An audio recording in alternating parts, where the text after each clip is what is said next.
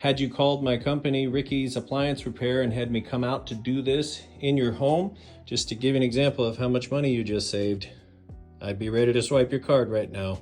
125 bucks for that tiny bit of work. So instead of doing this here, I'm giving the information away for free so that you guys can fix it for yourselves.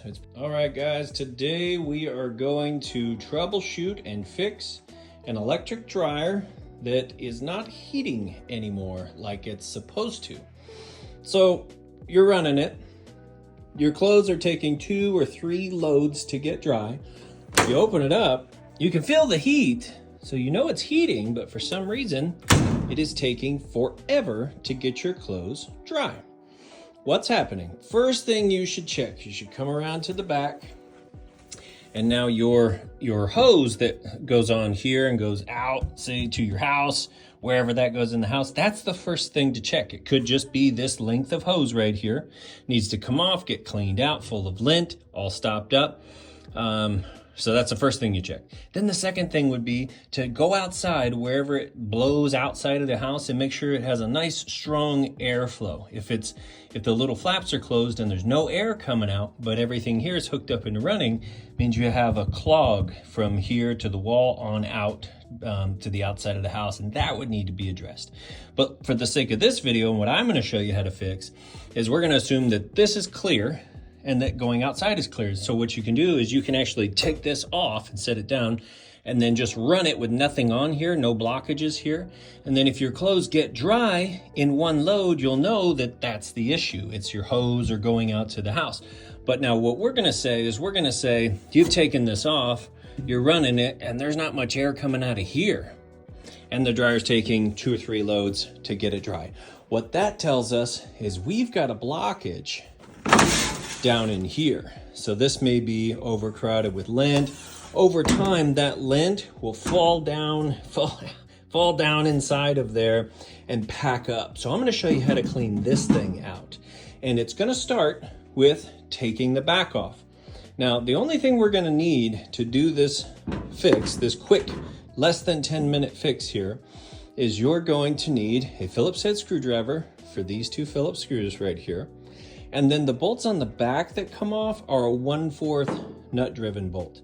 And so you can actually just use one of these without putting a bit in it. But if you have the 1/4 bit, even better. I've got mine on a drill, but we could use this if we didn't have the drill for you guys at home. Maybe you don't have that, that's fine. So we're gonna set this up on a tripod here and get started. I'm gonna show you step by step exactly how to fix it. The other thing you're gonna need if you are doing this repair and you've got lots of lint build up is you're gonna need either a shop vac or one of these guys where you can push and pull this off.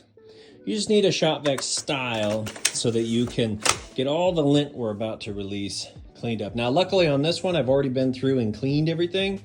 So a whole bunch of lint and everything is not gonna fall out. Quarters and all kinds of ponytails and everything would typically be all collected back in there. And that's gonna be clean. It's gonna make this video a little easier to do too. But trust me, if yours is having this issue, you're gonna find all kinds of stuff. So we'll set this up and get started. I'm going to give a few tips here as we go along if needed. And first, make sure you don't drop these screws down into the lint trap, especially when you're putting it back together.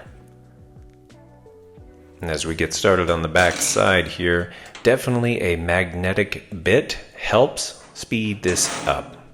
Even with a magnetic bit, sometimes still drop a few.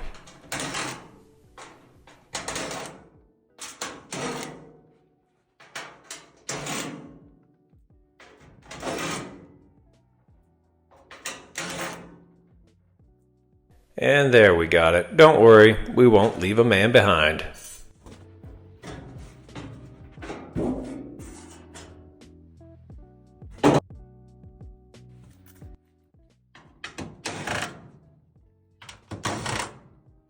Now it's also worth noting, this metal on the inside can have sharp edges, so though I'm not wearing them, you might consider wearing a pair of gloves, especially as you go grabbing, shifting, and moving. Now this, with a little tilt forward, will wiggle right out of there.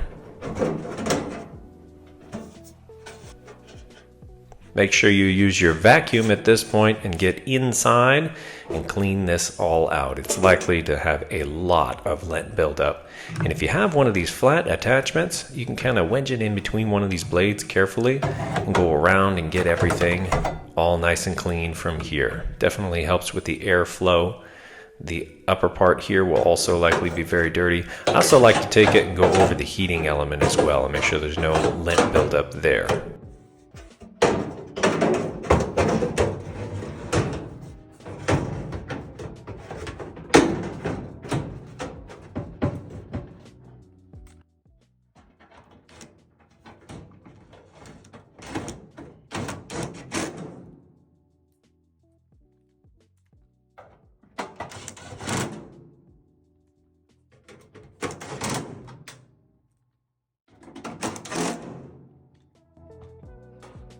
Now when we're putting the back on, you do want to tilt it at an angle like so.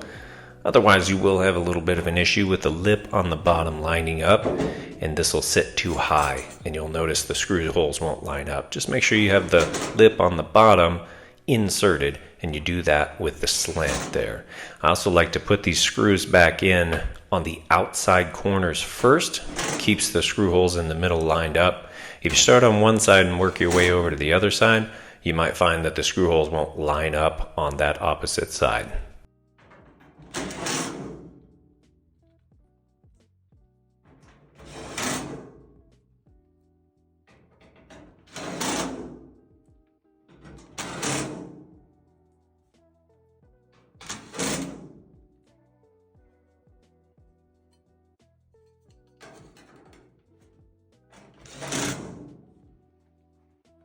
And now here's where we're going to be really careful to make sure we don't drop that screw down the lint trap. Otherwise, we'll have to repeat this whole process to fish those screws out. So you can see my hand back here kind of guarding that screw in case it wants to slip off of there. And that's it on the dryer. We're all done. Save you guys from having to call someone like me out to fix it for you. And just to give you an idea what kind of money you just saved yourself in 10 to 15 minutes. So if you had everything ready to go, like I can do this in about 10, 15 minutes when you have to vacuum out all the lint and everything. But you guys, you know, to also 10, 15 minutes, especially if you watch this video and have everything ready to go.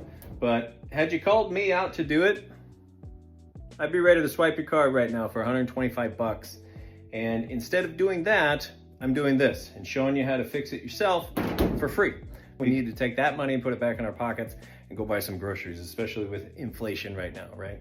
So that's it, guys. If you found this information useful, helpful, please like, subscribe, and share. It helps get this video out to more people so they can save some time and money and get their laundry done.